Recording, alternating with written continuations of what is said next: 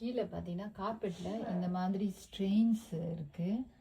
இது என்ன தொடச்சாலும் போக மாட்டேங்குது. அதுக்காக ஹோம் டிப்போவில் வந்து இந்த கிளீனர் வந்து வாங்கியிருந்தேன்.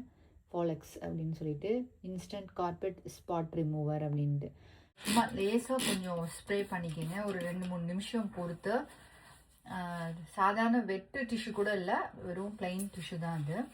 இந்த இடத்துல வந்து இருப்பா இப்படி நல்லா தேய்ச்சிட்டிங்க அப்படின்னா இந்த ஸ்ட்ரெயினே தெரிய மாட்டேங்குது. இன்னும் ஒரு 2-4 வீடியோக்காக கொஞ்சம் சீக்கிரம் வீடியோ எடுக்கிறேன். பட் நீங்கள் ஸ்ப்ரே பண்ணிவிட்டு ஒரு குறைஞ்சபட்சம் ஒரு 3 to 4 minutes அப்படியே விட்டுடுங்க. விட்டுட்டு நீங்கள் நல்லா இந்த மாதிரி ஸ்க்ரப் பண்ணுற மாதிரி நல்ல டிஷ்யூ பேப்பர் வச்சு நல்லா தேய்ச்சிங்க அப்படின்னா அந்த அழுக்கு வந்துடுது, அந்த ஸ்ட்ரெயினும் போயிடுது.